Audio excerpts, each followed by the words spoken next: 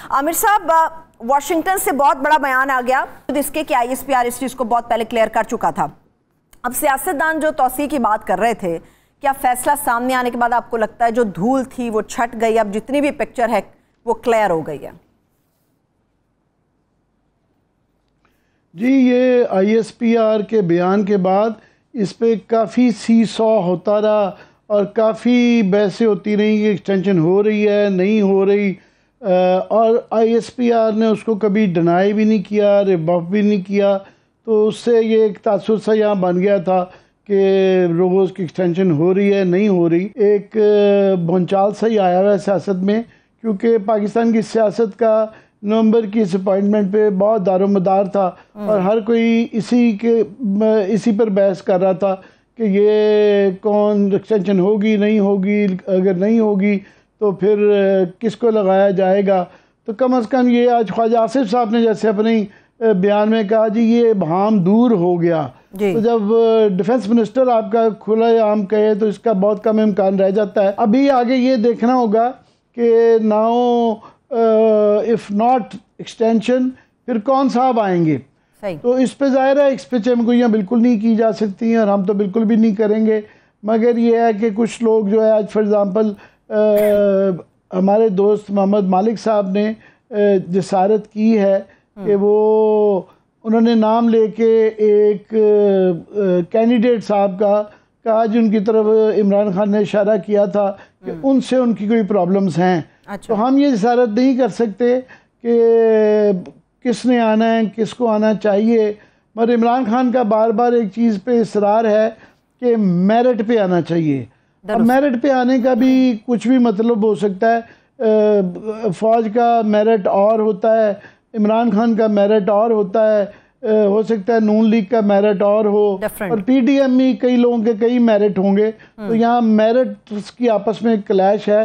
तो वो अभी जो उसका देखना है कि क्या वो गुला किया जा सकता है। और ये है कि इससे सारी आर्मी की और सियासत की जो है ना क्वेश्चन बदल जाती है। आप हाँ करती हैं ना तो उससे मुझे लगे बीच में कोई आप बात करना चाह रही हैं।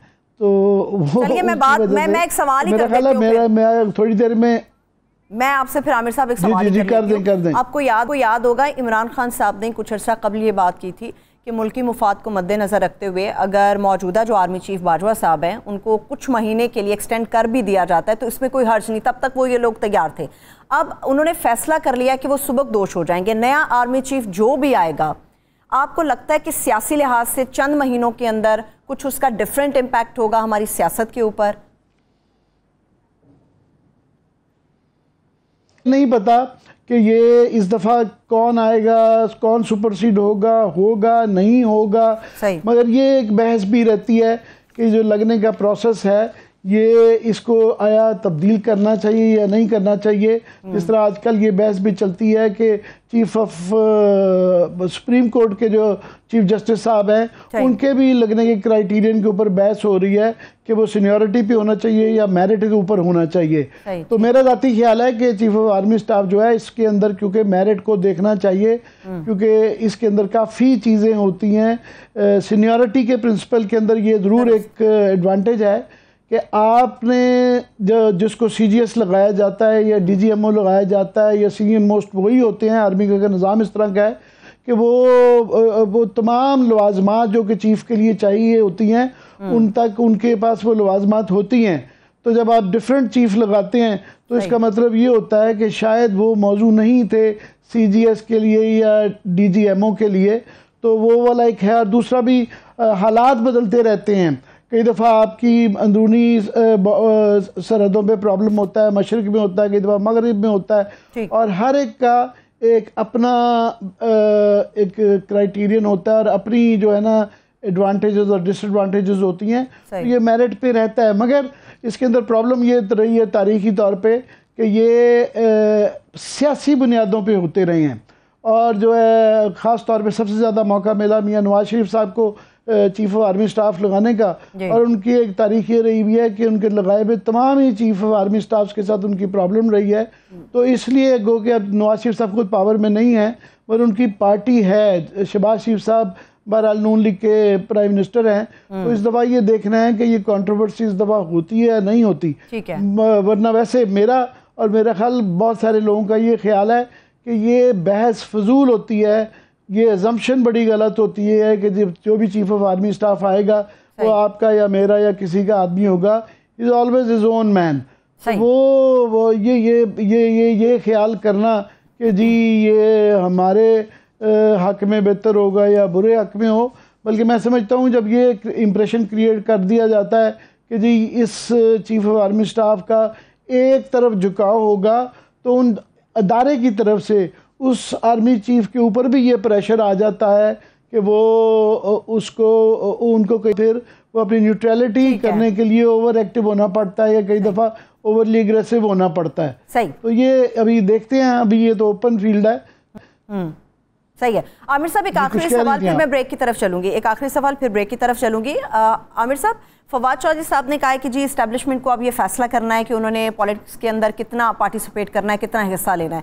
मगर आपको नहीं लगता कि आर्मी चीफ की इस स्टेटमेंट को हमें वेलकम करना चाहिए? वो जो कहते हैं कि मुसल्लह अफवाज ने सियासत से खुद को दूर कर लिया और वो सियासत से दूर ही रहना चाहती, हमें नहीं, आपको नहीं लगता कि इसको वेलकम करना चाहिए?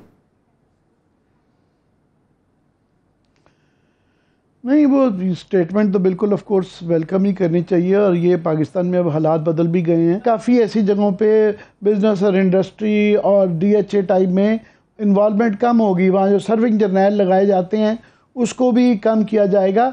बाकी स्टेटमेंट की, क्योंकि पहली दफ़ा माजी में भी काफ़ी दफ़ा कहा गया कि जी हमारा कोई इसके अंदर जो है ना सियासत के अंदर कोई ताल्लुक़ नहीं है, पर फिर ताल्लुक़ होता भी रहा, मुलाकातें भी होती रहीं, स्टेटमेंट्स भी आती रहीं, तो इसलिए इसकी कह देने से फ़र्क नहीं पड़ता। ये नहीं कि मैं ये जसारत कर रहा हूँ कहने की कि उनको ने कहा है आर्मी चीफ साहब ने, उनका ये मतलब नहीं है।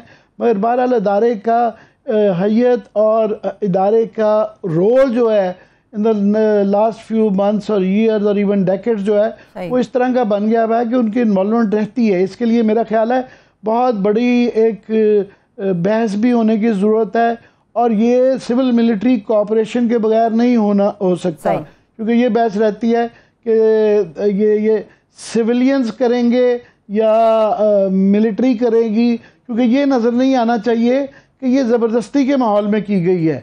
आर्मी इदारे की तरफ से हमने देखा है जब भी सिविलियन गवर्नमेंट जो है वो इस तरीके से कोई इस तरह का करती हैं। फॉर एग्ज़ाम्पल एक दो दफ़ा अटैम्प्ट हुआ CDS का मामला, जब जहांगीर करामत साहब के साथ जो लड़ाई हुई थी वो इस बात पे हुई कि ये लगता था उनकी स्टेटमेंट से कि शायद आर्मी अपने रोल से बाहर आ रही है। ब्रेक की तरफ चलते हैं फिर आमिर साहब, एक छोटी सी ब्रेक लेते हैं, यहीं से करेंगे। और पाकिस्तान की जो सियासत है इसमें मरियम साहबा लंदन रवाना हो गई हैं, स्ट्रैटेजीज क्या हैं तहरीक इंसाफ की, कौन सा बड़ा कदम उठाने जा रही है, कौन से अहम कार्ड्स हैं जो खान साहब ने अभी तक अपने सीने से लगाए हुए